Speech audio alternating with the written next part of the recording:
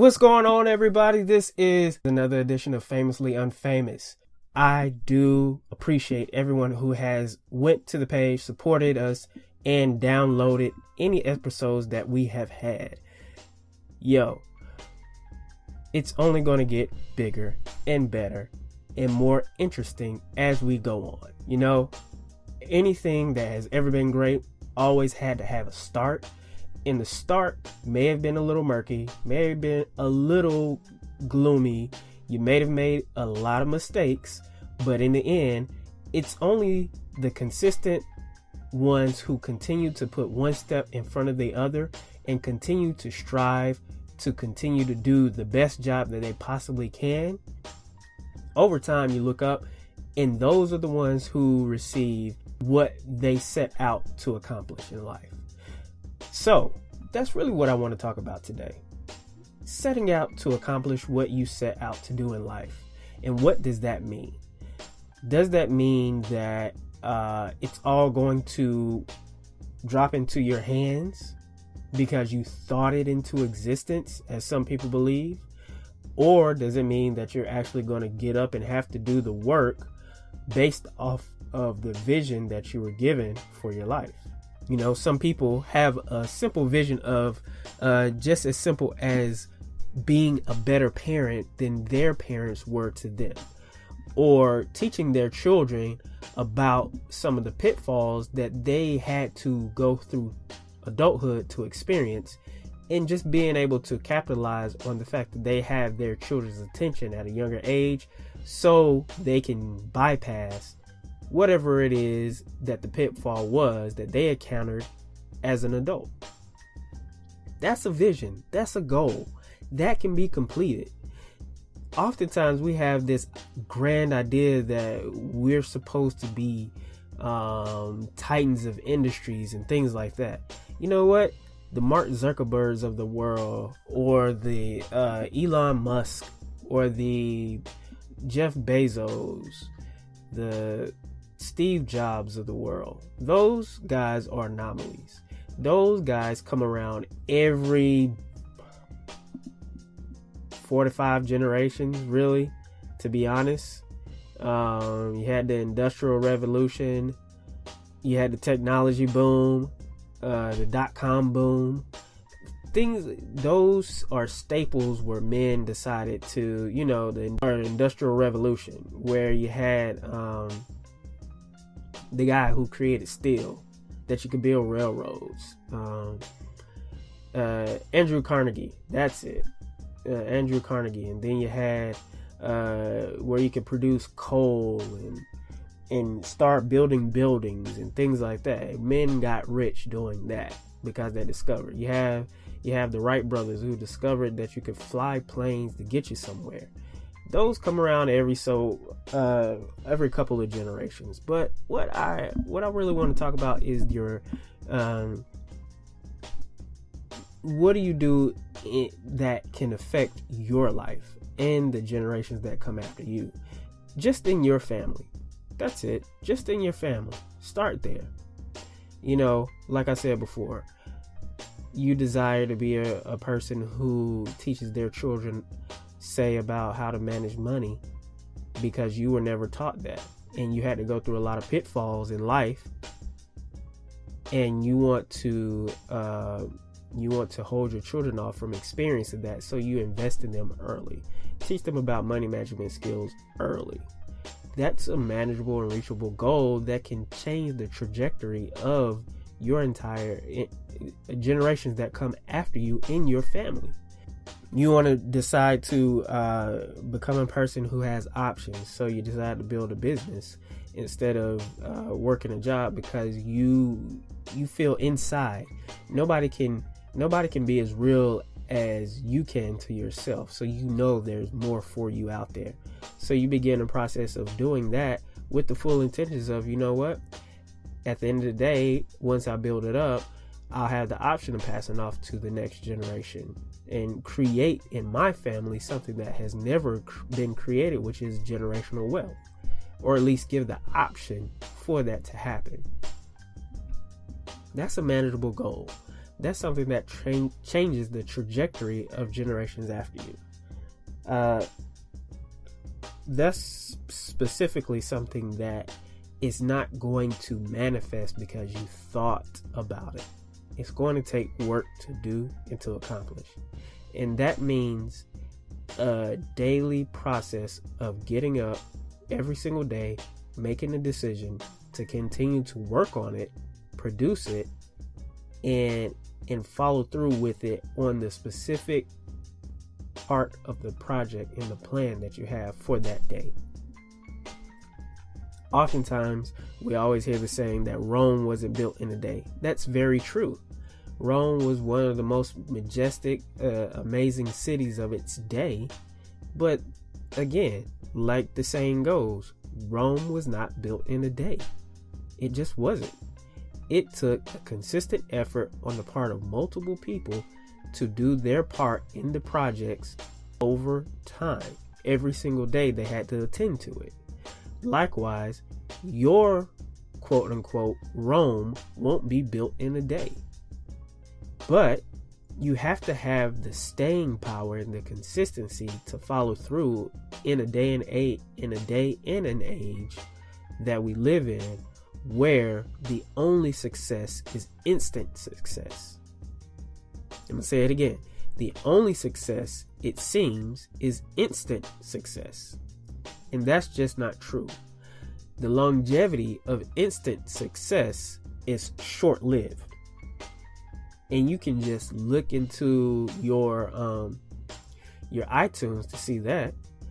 How many people created records that were amazing when they first came out, and the record was playing on the radio station over and over and over again just last year. Just take last year, and the same songs you were singing from the same artist last year, if you look into your iTunes to see who's there now, the majority of those artists are nowhere to be found this year. Why? Because instant success is short-lived success.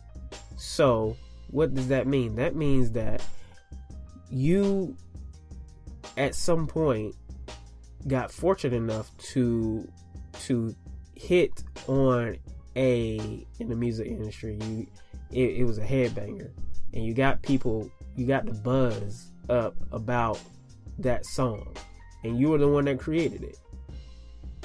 Well, longevity says, I don't just live off of the laurels and the success of the present day project or the initiative that I'm running right now. Success and consistency says, you know what? I appreciate what I have right now, but I do know that at the end of the day, it's going to be short-lived. Let me start working on a foundation that can sustain the success by continuing to move on to the next thing and working just as diligently on that. Building a foundation for yourself. Or some people garner the success that they've made, whether it be in the music industry, entertainment industry, such as screens, movies, things like that. And then they end up parlaying that into other business initiatives and ventures, because they realize, you know what?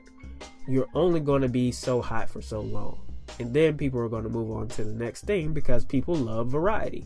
That's why you can never doubt yourself when you get a plan to enter an arena in life that has competition. Because the reason why there's actually competition and there's not a monopoly is because people tend to love variety. They don't like too much of one thing.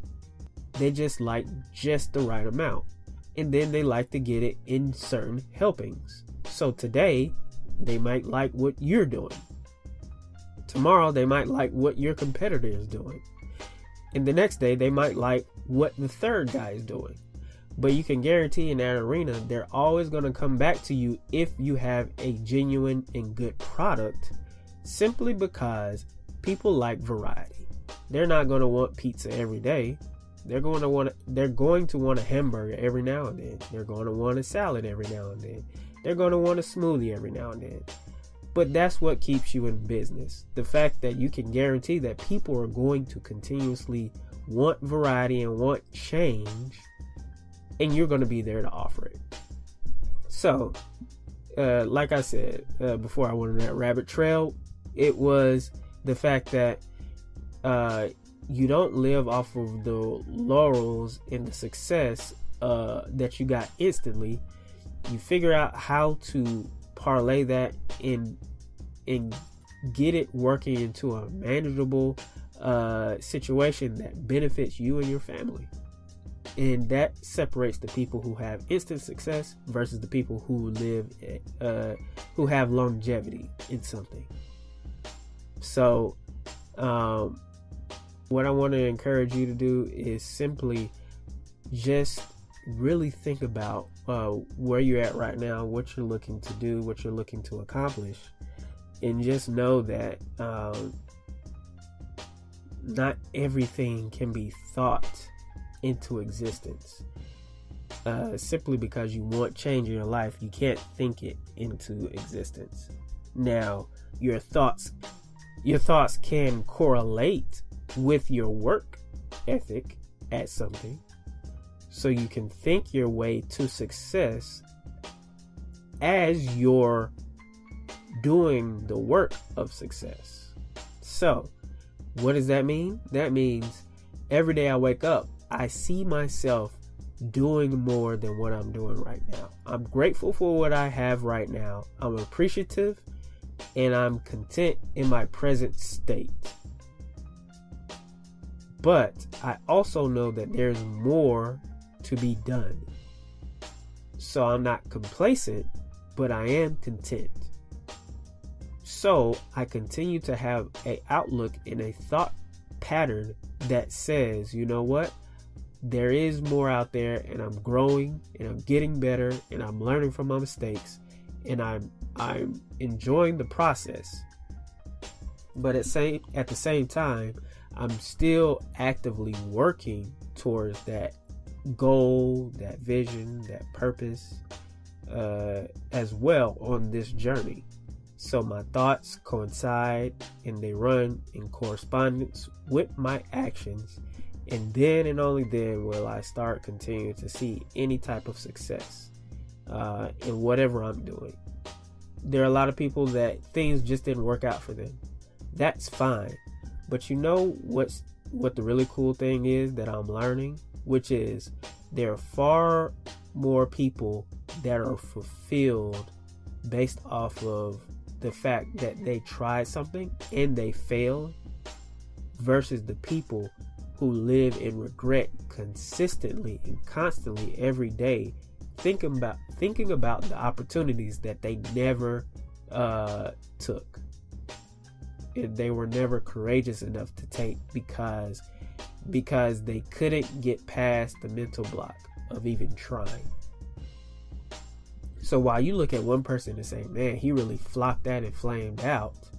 Yeah, but that guy went out there and he was bold enough to try and give it a try and do the work and put in the work. And guess what? He learned something from that. He learned what not to do.